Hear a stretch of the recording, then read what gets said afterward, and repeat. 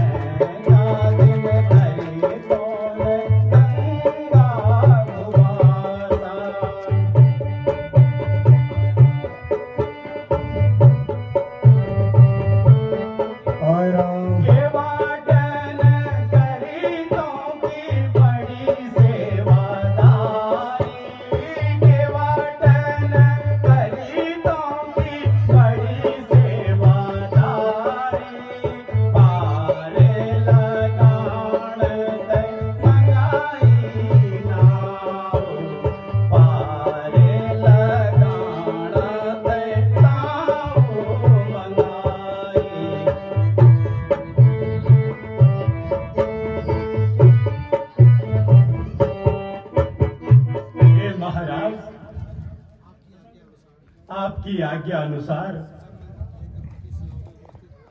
जब मैं अपना रथ लेकर उनकी सेवा में उपस्थित हुआ तो उन्होंने रथ पे बैठने से इनकार कर दिया,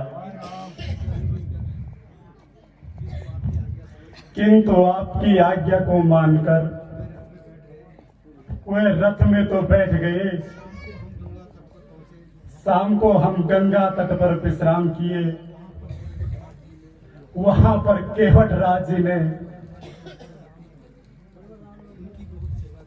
वहां पर केवट महाराज जी ने हमारी बड़ी सेवा की।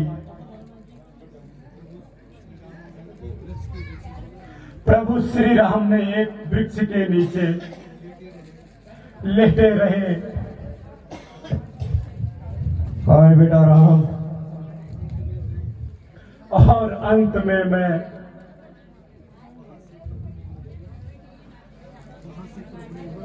वहां से प्रभु ने मुझे अवध के लिए लौटा ही दिया।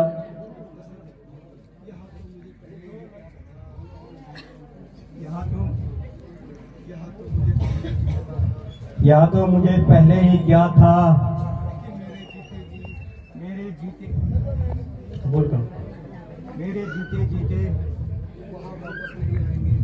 वहाँ वापस नहीं आएंगे। अब मेरी जीने की आशा भी समाप्त हो गई।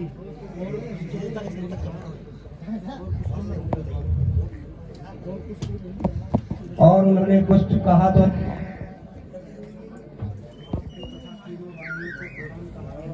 हे महाराज, अंत समय में भगवान राम ने आप सहित तीनों रानियों हेतु प्रणाम कहा और तथा यह भी कहा कि भरत को शीघ्र ननिहाल से बुलाकर उसका राज्याभिषेक करा देना।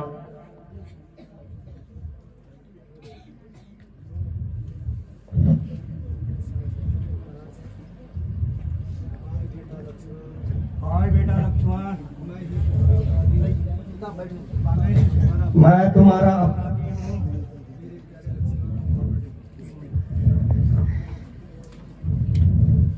हे महाराज, आपको इस प्रकार हतोत्साहित नहीं होना चाहिए। इस राज्य का समस्त कारोबार आप ही ने तो संभालना है। इस मुसीबत की घड़ी में आप धैर्य से काम लीजिए महाराज। हाय बेटा राम, हाय बेटा लक्ष्मण, हाय बेटा राम। गुरुजी,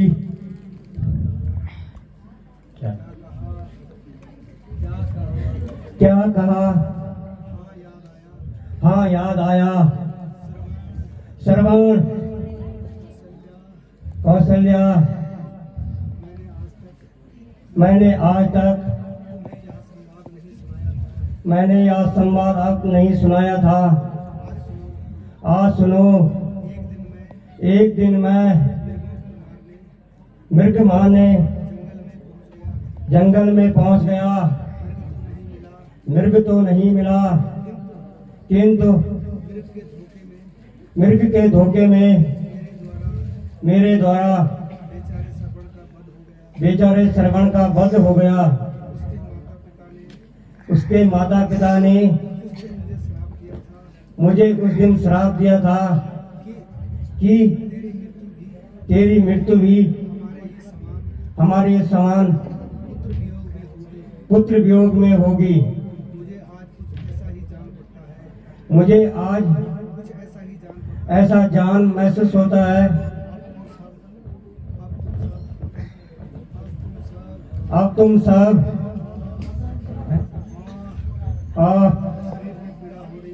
शरीर में पीड़ा हो रही। हाय राम, हाय राम, हाय राम, हाय राम, हाय राम, हाय राम, हाय राम। महाराज, महाराज, महाराज, महाराज उठिए महाराज। महाराज आपका, महाराज, महाराज। हे माताओं, आप देखिए महाराज को क्या हुआ। महाराज,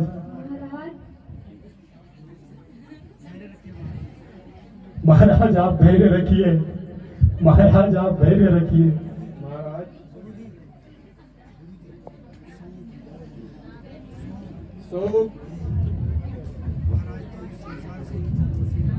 महाराज तो इस संसार से ही चल बसे है। अकारण, अकारण महाराज हमें छोड़कर चले गए। हे महाराज, हमें छोड़कर मत जाइए, मत जाइए महाराज।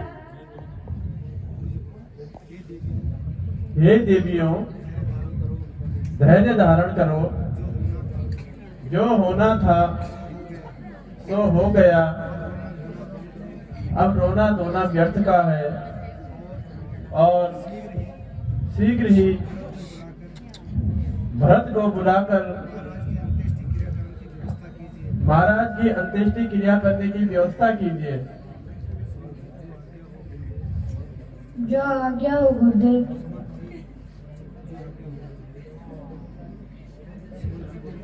जो आज्ञा हो गुरुदेव।